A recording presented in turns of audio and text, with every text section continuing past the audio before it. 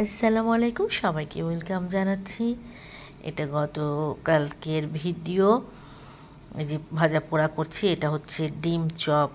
তারপরে যেহেতু কয়েকদিন হচ্ছে পরোটা, রুটি, খিচুড়ি এগুলোই খাওয়া হয়েছে, তো ভাবলাম যে এবার একটু ভাজা পোড়া করে খাই, কারণ কন্টিনিউ প্রতিদিন ভাজা পোড়া খেতে ভালোও লাগে না, আবার ভালো লাগে না, এই জন্য হচ্ছে কয়দিন বানাই নাই।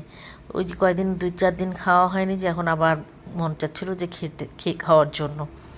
তো হঠাৎ করে এইসব আলুর চপ বানিয়েছি, ডিমের চপ, বেগুনি, তারপরে হচ্ছে সমুচা, এগুলো সব বানিয়েছি।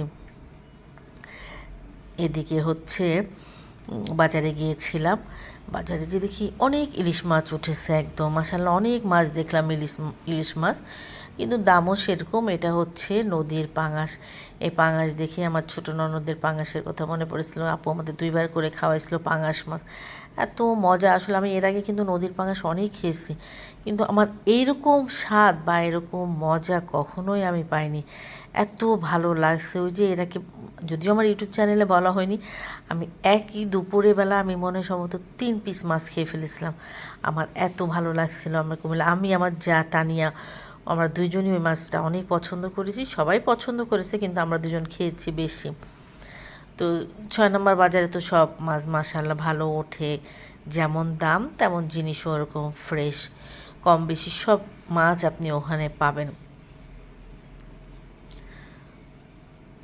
তো আমি এখান থেকে একটু ট্যাংরা মাছ কিনেছি।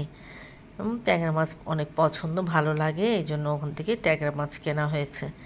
তো ইনশাল্লাহ আলু মটরশুঁটি দিয়ে রান্না করবো। আর অন্য দোকানেও দেখছি পাঙাশ মাছ বলছে নদীর, কিন্তু ওগুলো আসলে নদীর না, এমনি মাছ। কিন্তু ওরা এমনভাবে কাটবে না, দেখে আপনি বুঝতেই পারবেন না, মনে করবেন যে অনেক বড় মাছটাকে এইভাবে টুকরো করে রাখা, কিন্তু আসলে কিন্তু ওরকম না। ছোট মাছটাকে ওদের একটা কাটার অন্যরকমই একদম, মানে ডিফারেন্টভাবে ওরা কাটে। অনেকে ধরতে পারে, অনেকে তেমন ধরতে পারে না। তো একটু চিংড়ি মাছ নিলাম এখান থেকে, এইসব নিয়ে দিয়ে পরে বাসায় দেখেন পাশেও দেখছি এরকম ইলিশে ভরা, কিন্তু দাম তো কমে না, এত দাম ইলিশ। আর আমি জিজ্ঞাসাও করি না ইলিশ মাছের দাম কত, প্রাইস কত। দেখেন সব, মানে ম্যাক্সিমাম দোকানে আমি দেখছি ইলিশ মাছ রয়েছে, এবং অনেকগুলো বানাবো। আপনাদের ভাইকে বললাম শাঁস যাতে থাকে ওরকম ডাব নিয়ে আসবে। তো যাই হোক, সেই গিয়েছে, ওখানে যেয়ে বলেছে, ও তো জানে যে ডাবওয়ালারা সাধারণত জানে কোনটা শ্বাস বের হয় বা হয় না। তো একটা কিনেছে, ওটা শ্বাস হয় নাই, বেচারা কী করবে, আরেকটা কিনেছে। এটা কিনেছে, সেটা হচ্ছে যে এইটা, ওই প্রথমটার ভিতরে তো মোটেই শ্বাস ছিল না, এটা তাও একটু একটু। তো ওনাকে বলছে আপনি এটা তো তুলতে পারবে না, তুলে আনতে আনতে মনে করেন কিছুই থাকবে না। পরে বলছে যে তুমি আমাকে এটা দিয়ে দাও ব্যাগে, আমি বাসায় যেয়ে তুলে নিব। পরে এটা নিয়ে আসছে, মনটা এত খারাপ হয়েছে।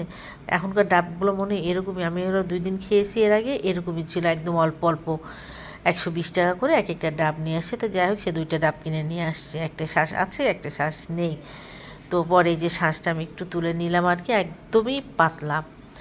পরে 2টা আমি দেই নাই ডাব, আমি 2 গ্লাস, আর পরে আরেকটু দিয়েছি।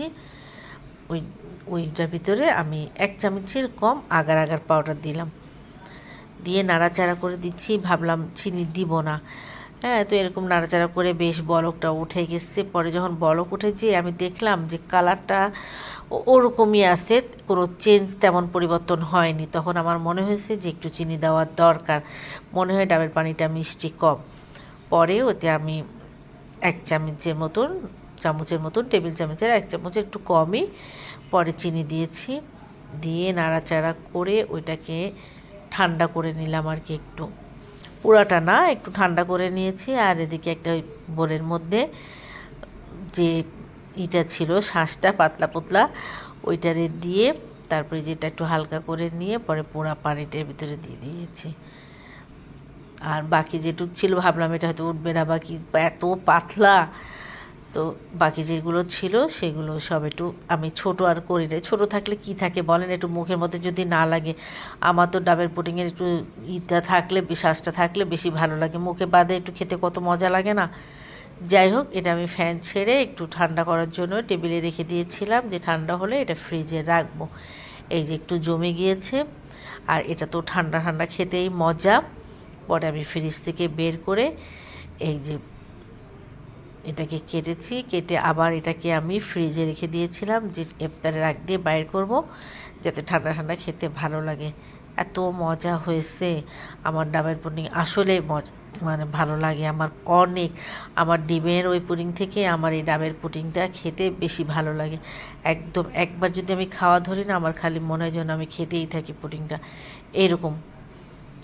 তারপরে এই হচ্ছে আমাদের ইফতার, হালকা পাতলা ইফতার ছিল। ওদিকে পুরি, তারপরে এই পুডিং, আর ওই যে ফ্রুটস, হাতে বানানো বুন্দিয়া পুরিটাও আমি নিজে বাসায় বানিয়েছি, ফুলকো ফুলকো পুরি, আর তার সাথে গরম চা।